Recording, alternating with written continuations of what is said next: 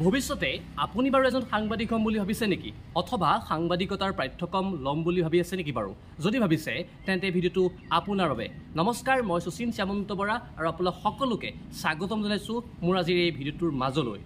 বহু দিনৰ পৰা মনতে ভাবি আছিলো যে এনেকুৱা ধৰণৰ এটা ভিডিঅ' মই বনাম কাৰণ বহুতে মোক ফোন মেছেজ কৰি সোধে যে সুচিন দা আমি গুৱাহাটীলৈ গৈ ক'ত পঢ়িম কোনখন প্ৰতিষ্ঠানত পঢ়িলে বেছি ভাল হ'ব এনেকুৱা ধৰণৰ প্ৰশ্নৰ সন্মুখীন মই বহুবাৰ হৈছো আৰু সেই কাৰণতে মনতে সাহস গোটাই এই ভিডিঅ'টো বনাবলৈ আৰম্ভ কৰিছোঁ কিন্তু তাৰ মাজতে মই আৰু এটা কথা ক'ব বিচাৰিছোঁ এই সাংবাদিকতাৰ জগতখনত মই বৰ বিশেষ দিন হোৱা নাই অৰ্থাৎ বহুত বেছি দিনো হোৱা নাই তথাপিও সাহস কৰি এই ভিডিঅ'টো এয়ে বনাইছোঁ কাৰণ বহু অনুজৰ কথা আহি পৰিছে কাৰণ মই যেতিয়া গুৱাহাটী মহানগৰীলৈ আহিছিলোঁ সেই তেতিয়া মোৰ মনতো হাজাৰটা প্ৰশ্নই আমনি কৰি আছিলে গুৱাহাটীত গৈ মই ক'ত পঢ়িম কোনখন প্ৰতিষ্ঠানত পঢ়িলে বেছি ভাল হ'ব এনেকুৱা ধৰণৰ প্ৰশ্নৰ সন্মুখীন মই বহুতবাৰ হৈছিলোঁ সেই তেতিয়া মোৰ কোনো ধৰণৰ মেণ্টৰ নাছিল বা কোনো শিকাই দিয়া মানুহ নাছিলে সেইকাৰণে মই বহুবাৰ যেতুকে প্ৰত্যাহ্বানৰ সন্মুখীন হৈছোঁ যিসকলে মনতে ভাবি আছে যে ভৱিষ্যতে এজন মই সাংবাদিক হ'ম কিন্তু দিশটো তেখেতসকলে পোৱা নাই বা ক'ত পঢ়িলে ভাল হ'ব কোনখন প্ৰতিষ্ঠানত পঢ়িলে ভাল হ'ব বা কেনেদৰে এই ফিল্ডখন আগুৱাই যাব এনেকুৱা ধৰণৰ প্ৰশ্নবোৰ লৈ আজিৰ এই ভিডিঅ'টো মই বনাইছোঁ প্ৰথমে এই ভিডিঅ'টো আৰম্ভ কৰাৰ আগতে কৈছোঁ মোৰ নাম সুচিন শ্যামন্ত বৰা আৰু বৰ্তমান সময়ত মই গুৱাহাটীত প্ৰতিদিন টাইমত কাম কৰি আছোঁ অৰ্থাৎ সংবাদদাতা হিচাপে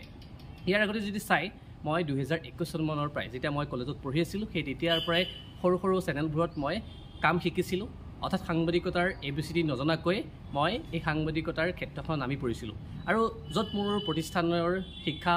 বা তাৰ বিপৰীতে মোক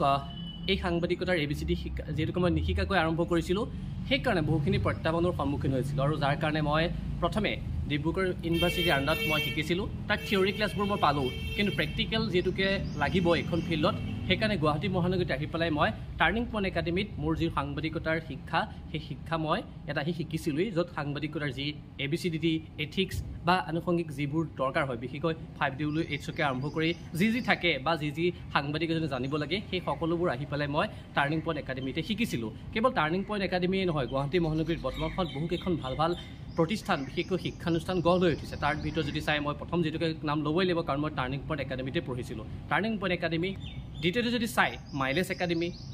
Assam school of journalism institute of mass communication and media studies Assam school of journalism Assam institute of mass communication and media research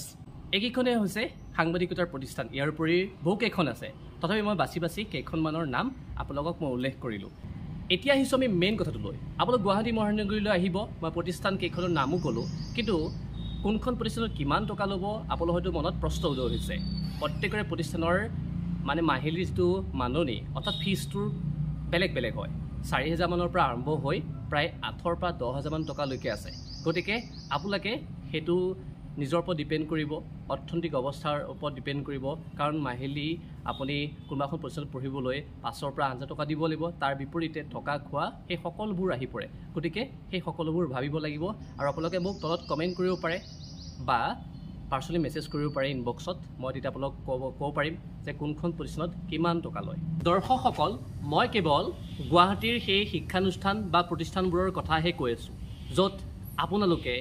এই যিটো সাংবাদিকতাৰ পাঠ্যক্ৰম সেই পাঠ্যক্ৰম ল'ব পাৰিব কিন্তু মই মাষ্টাৰ ডিগ্ৰী বা বিশ্ববিদ্যালয়ৰ যিটো সাংবাদিকতাৰ ডিগ্ৰী সেই ডিগ্ৰীটোৰ কথা মই কিন্তু কোৱা নাই মই এইকাৰণে প্ৰতিষ্ঠানবোৰৰ কথা কৈছোঁ কাৰণ মই প্ৰতিষ্ঠানতে পঢ়িছিলোঁ সেইকাৰণে মই অলপমান যিহেতুকে অভিজ্ঞতা হৈছে সেই অভিজ্ঞতাবোৰৰ ফালৰ পৰাহে এই ভিডিঅ'টোত মই সেইবোৰ কথা মই আপোনালোকৰ আগত শ্বেয়াৰ কৰিছোঁ আৰু এটা কথা ক'ব বিচাৰিছোঁ বহুকেইখন প্ৰতিষ্ঠান আছে হয় কিন্তু প্ৰত্যেক প্ৰতিষ্ঠানৰে কিছুমান বিশেষত্ব আছে কাৰণ কিছু প্ৰতিষ্ঠানত আপোনালোকে সাংবাদিকতাৰ যিটো প্ৰেক্টিকেল জাৰ্নেলিজিম সেই জাৰ্নেলিজিম যিটো প্ৰেক্টিকেলি শিকিবৰ সুবিধাও আছে যদি চাই কিছু প্ৰতিষ্ঠানত PCR MCR আছে কিছুত নাই অৰ্থাৎ সেই PCR MCR যদি আপুনি শিকিব বিচাৰে শিকিব পাৰিব তাৰ বিপৰীতে video' editing anchoring graphics design সেই গোটেইবোৰত কথাখিনি কৈ থাকোঁতে মোৰ মনলৈ আৰু এটা কথা আহিছে মই যেতিয়া সাংবাদিক হ'ম বুলি গুৱাহাটী মহানগৰীলৈ আহিছিলোঁ সেই তেতিয়া এজন ডাঙৰ সাংবাদিকে মোক কৈছিল যে প্ৰত্যেক বছৰে সাংবাদিক হ'ম বুলি গোটেই অসমৰ বিভিন্ন প্ৰান্তৰ পৰা প্ৰায় 2,000 জনমান ছাত্ৰ ছাত্ৰী আহে কিন্তু তাৰ মাজৰে দুখেৰে জনাওঁ যে 20ৰ পৰা 30জন মানে সাংবাদিক হয় এতিয়া অনুমান কৰিব পাৰিছে নিশ্চয় কিমান কম্পিটিশ্যন, অৰ্থাৎ এই কম্পিটিশ্যনৰ যুগত আপুনি নিজকে শ্ৰেষ্ঠ হিচাপে ইয়াত আপোনালোকে দেখুৱাব লাগিব, তাৰপিছতহে আপুনি সফল হ'ব পাৰিব। তাৰ বিপৰীতে বহুখিনি কথা জানিব লাগিব। যেতিয়া আপুনি আহি পেলাই শিকিবহি, জানিব, সেই তেতিয়াহে আপুনি এই সাংবাদিকতাৰ ক্ষেত্ৰখনৰ সৈতে জড়িত হৈ থাকিব পাৰিব। নহ'লে সেই 2000জনৰ ভিতৰত আপুনি হয়তো পৰি যাব পাৰে, কি ঠিক। গতিকে মনত সেই সাহস লৈ পেলাই এই গুৱাহাটী মহানগৰীলৈ আহিব। সাহস বুলি কওঁতে মনলৈ আহিছে,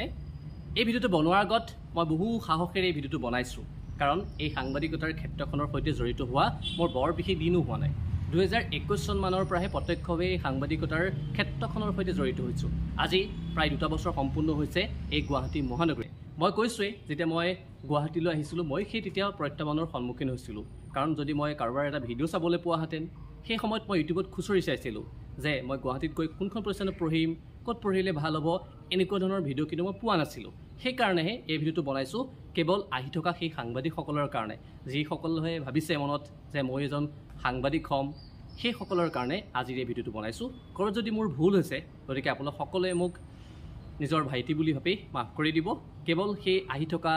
সেই অনুজ সাংবাদিকসকলৰ স্বাৰ্থত আজিৰ এই ভিডিঅ'টো বনাইছোঁ। ভয়ে ভয়ে বনোৱা ভিডিঅ'টো ইমানতে মই সামৰিম বুলি ভাবিছোঁ। আশা ৰাখিছোঁ আপোনালোক সকলোৱে আজিৰ এই ভিডিঅ'টো চাই ভাল পালে। যদি ভাল পালে এটা লাইক আৰু শ্বেয়াৰ কৰিবলৈ নাপাহৰিব। আৰু যদি মোৰ চেনেলটোলৈ নতুনকৈ আহিছে, ছাবস্ক্ৰাইব অথবা ফ'ল' কৰিবলৈও নাপাহৰিব। অতি সোনকালে আন এটা ভিডিঅ' লগ পাম। আজিলৈ মানে ধন্যবাদ।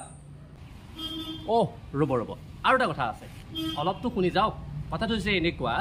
যিসকলৰ মনত আৰু প্ৰশ্ন উদয় হৈছে বা এই বিষয়ে জানিবলগীয়া আৰু অলপ কথা আছিল, তেন্তে তলত মোৰ কমেণ্ট কৰিব পাৰে অথবা ইনবক্সটো খোলা আছে, তাত গৈ মেছেজ কৰিব আৰু তাৰপিছত আমি এই বিষয়ে কথা পাতিম। ধন্যবাদ।